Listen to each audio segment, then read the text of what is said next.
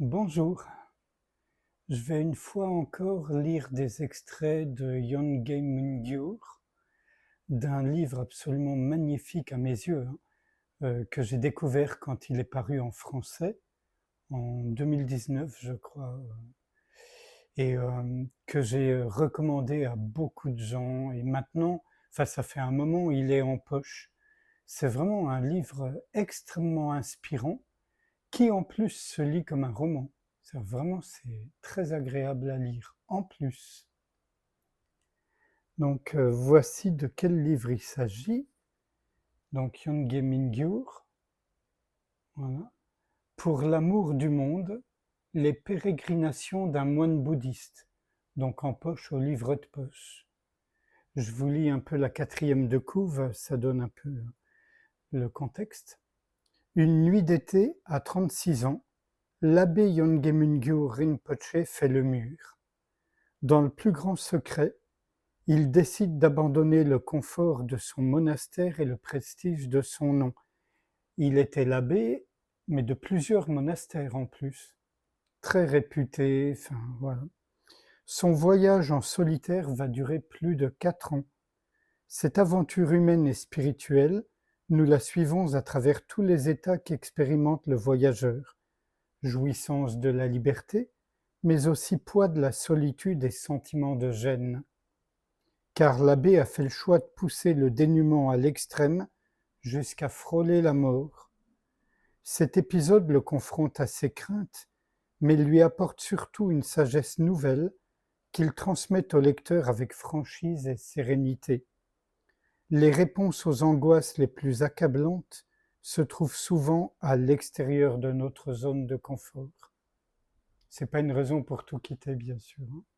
Mais là, il renouvelle d'une certaine façon l'histoire du Bouddha historique Siddhartha Gautama, qui lui aussi s'était enfui du palais alors qu'il avait un jeune enfant qui venait de naître et une épouse qu'il aimait. Voilà. Mais bon, là s'arrête la comparaison, mais bon, voici donc quelques extraits. Alors déjà, une parole de son père qui lui a toujours dit ça. Mon père m'avait toujours dit, quand tu es en voyage et que tu arrives devant un mur, commence toujours par jeter ton sac de l'autre côté, parce que comme ça, tu seras obligé de le suivre. Judicieux.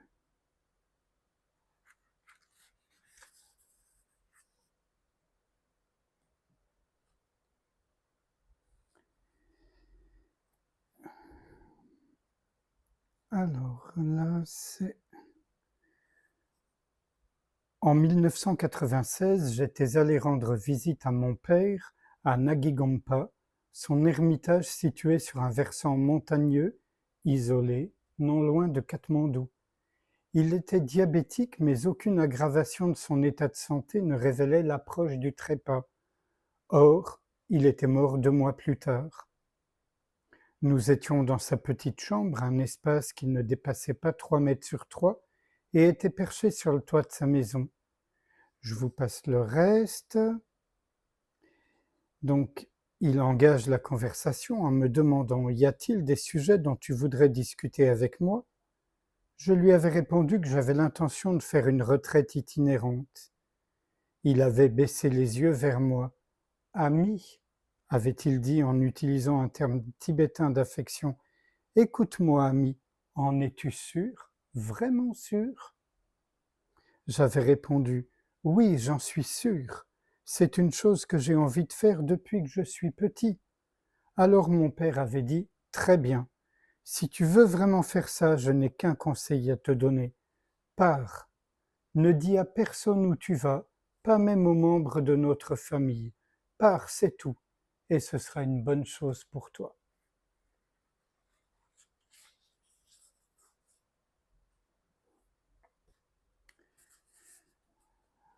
Là, qui es-tu?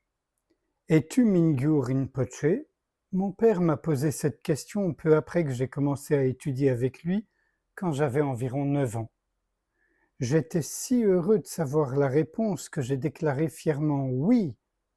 Alors il m'a demandé Peux-tu me montrer l'élément particulier qui fait de toi Mingyur Rinpoche?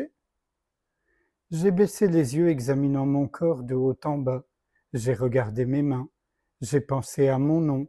J'ai réfléchi à ma place dans ma relation avec mes parents et mes frères aînés. Je ne trouvais pas de réponse. Mon père m'a alors présenté cette recherche du moi réel comme une chasse au trésor, et j'ai fouillé pour de vrai sous des rochers, derrière des arbres.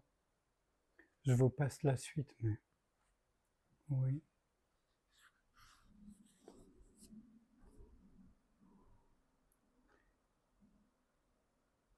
Chaque mouvement de l'esprit et chaque réaction émotionnelle ne sont plus qu'une petite vague sur la vaste surface de l'esprit éveillé.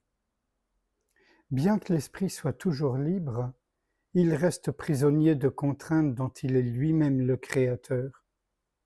Se concentrer sur un objet sensoriel peut éviter à l'esprit de se sentir accablé par les vagues. Concentrer par exemple son esprit sur une fleur ou regarder s'élever la fumée d'un bâtonnet d'encens peut éviter à l'esprit de se laisser obnubiler par un désaccord conjugal ou par un projet professionnel. Ce type de concentration peut apporter un soulagement temporaire, mais il ne permet pas de faire l'expérience de la liberté.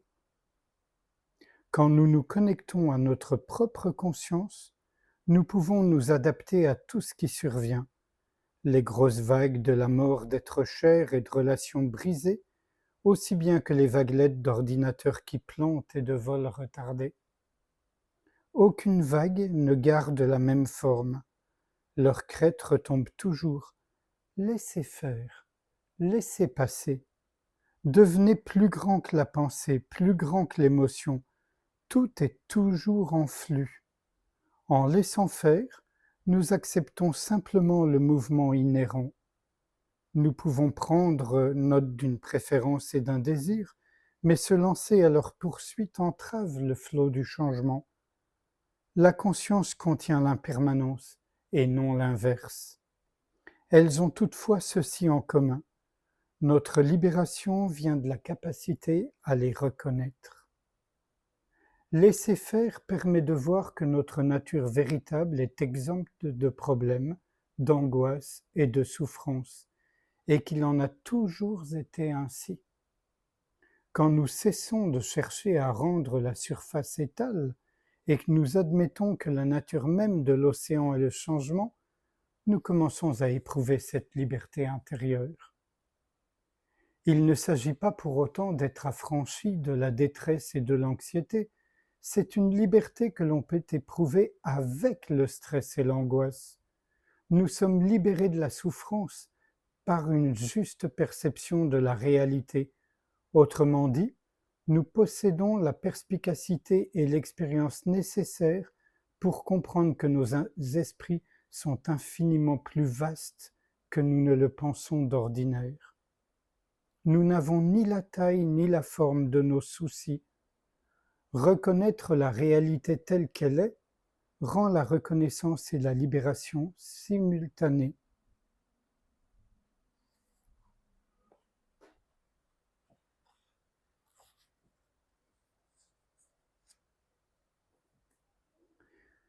Plus nous reconnaissons la conscience, plus nous avons accès à nos propres qualités d'amour. La bonté aimante et la compassion sont les manifestations naturelles de la conscience, car les expressions authentiques d'un cœur ouvert transcendant les idées et les attitudes conceptuelles. Elles existent au-delà de la dualité, au-delà des mots et de la logique. Les mêmes qualités s'appliquent à la conscience, et plus nous reposons dans l'état de conscience infini, plus notre amour et notre compassion deviennent infinis.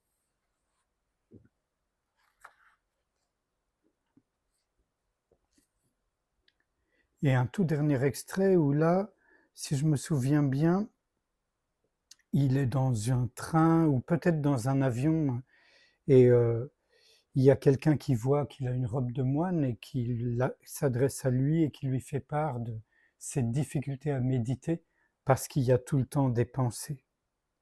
Voilà. Et que son esprit se lançait constamment à la poursuite de ses pensées.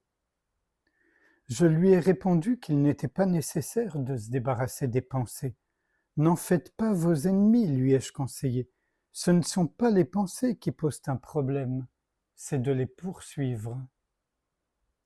Quand vous sentez que vous vous laissez emporter par une image, une idée, un événement passé, un projet d'avenir ou un plan pour demain, c'est à cela que vous devez prêter attention, pas aux pensées elles-mêmes. Quand vous vous perdez dans la pensée ou que vous vous accrochez à l'histoire, reconduisez l'esprit vers le souffle afin de revenir à vous-même. Puis je lui ai expliqué, si vous oubliez la conscience, vous ne méditez plus. Le souffle est comme une ancre qui vous aide à rester connecté à la conscience. À condition de ne pas oublier la conscience, vous pouvez laisser les pensées aller et venir comme une porte battante. Ça ne pose pas de problème. Il m'a dit, quand j'essaie de calmer mon esprit, les pensées se multiplient. Ah, c'est une expérience courante. Je lui ai expliqué qu'au début, quand nous prenons conscience des pensées, elles nous donnent l'impression de proliférer. En fait, elles ne sont pas plus nombreuses qu'avant, nous en sommes simplement plus conscients. Apprendre à méditer peut exprimer une aspiration à la liberté, un désir authentique de transcender l'emprise de l'ego. En même temps, cela nous inquiète, si bien que notre esprit conventionnel recourt à des ruses pour se dérober à cette quête. Je donc dis à cette personne, ce que vous décrivez est parfait. Je vous lis pas le reste. Et à cette personne, il lui a parlé du souffle parce que c'était sa méditation, anapanasati, c'est d'essayer de rester conscient de la respiration. Voilà. Sans réfléchir à tout ce qui vient d'être lu, je vous propose qu'on passe un moment ensemble, sans rien faire, sans rien chercher, d'une certaine façon, juste reposer dans notre esprit naturel, comme on dit.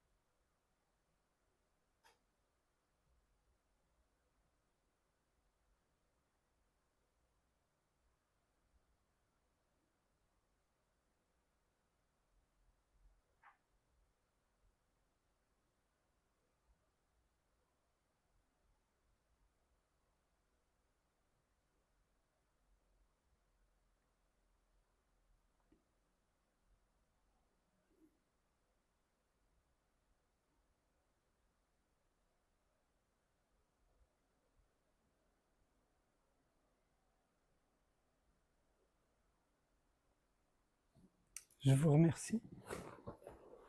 À bientôt.